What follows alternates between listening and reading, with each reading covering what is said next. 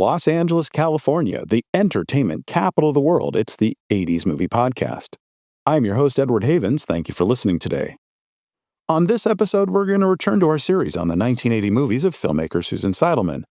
But before we begin, I wanted to take a moment to acknowledge the passing of James Foley, a brilliant filmmaker best known for directing the screen adaptation of David Mamet's play Glengarry Glen Ross, who got his start in the 80s with two still unfairly underrated films, 1984's Reckless with Aidan Quinn and Daryl Hannah, and 1986's neo-noir crime drama At Close Range with Sean Penn, Mary Stuart Masterson, and Christopher Walken in one of his most effective and creepy roles.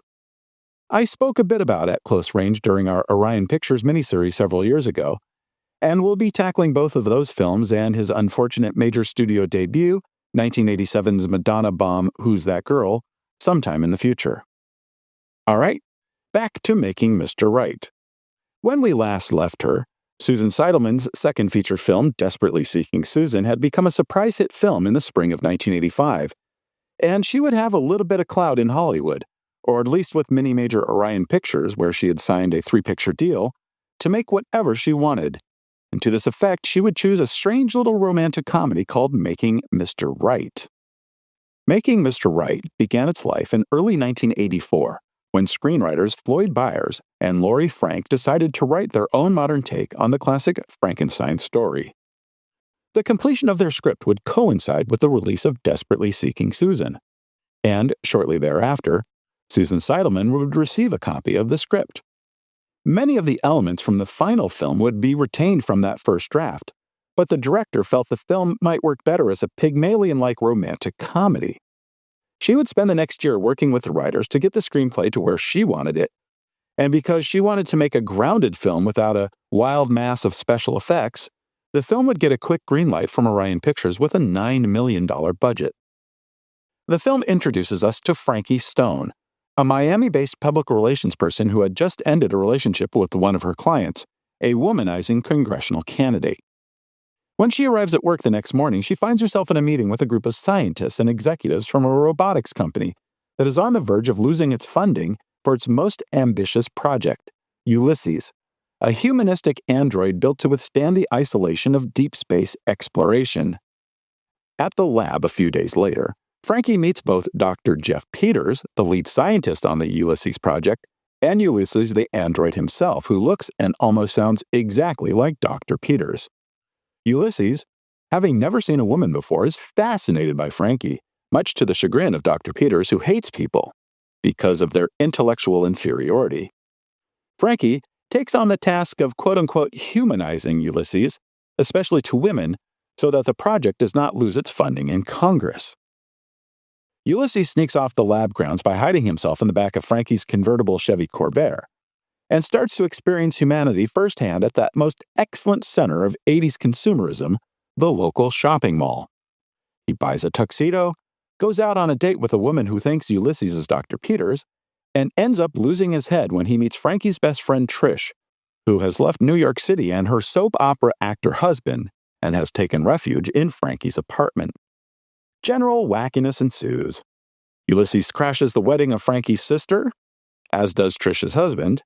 A fight ensues, Ulysses falls into a pool and short circuits, and Frankie loses her job after the fight is filmed and shown on local television.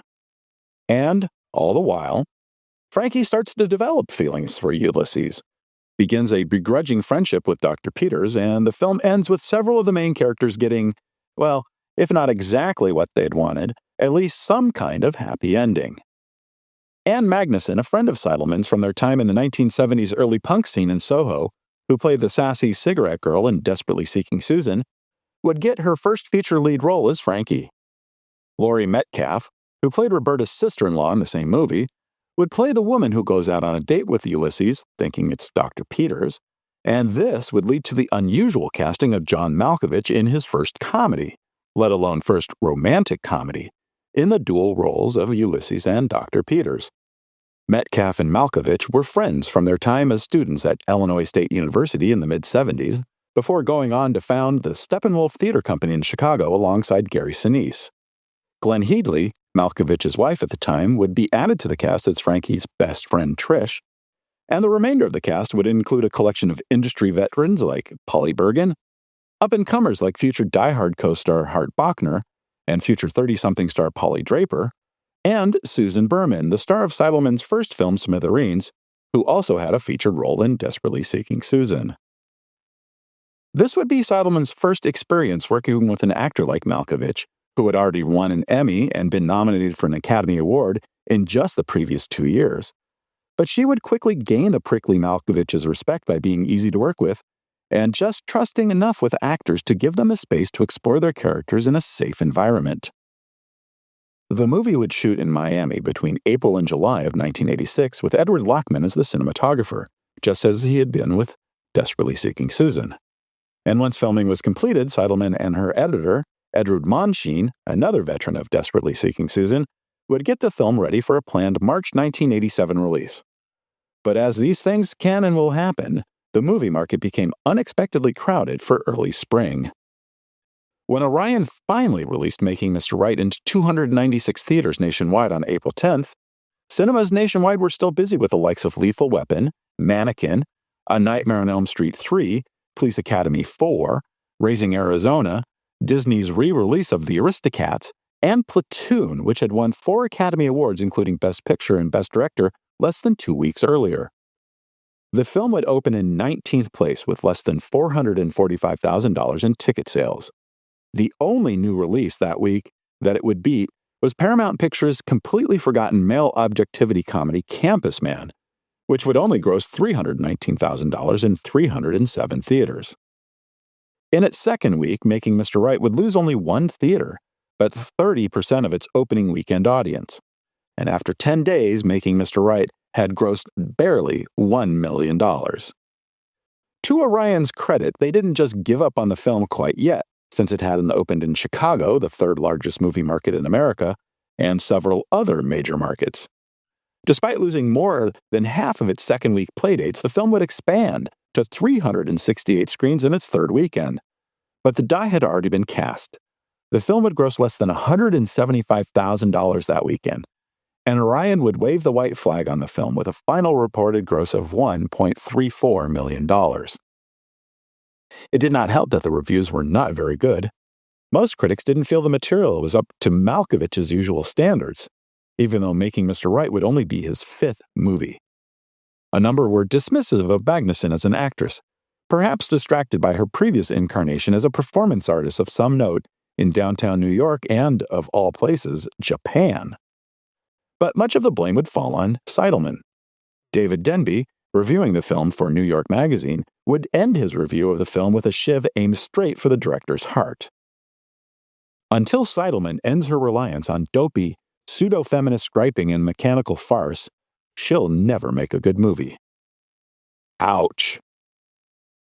I remember watching the film the night before we opened it at the 41st Avenue Playhouse in Santa Cruz. I found the film to be enjoyable enough. Not as good as Desperately Seeking Susan, but certainly not bad. The two films share what could be now called a certain Seidelman-esque pacing, hitting certain beats exactly the same even if they happen at different parts of each film. And unlike most moviegoers, I knew who Ann Magnuson was by 1987, and as much as I enjoyed her performance, I could see where people would think she couldn't carry the film, but they'd be wrong.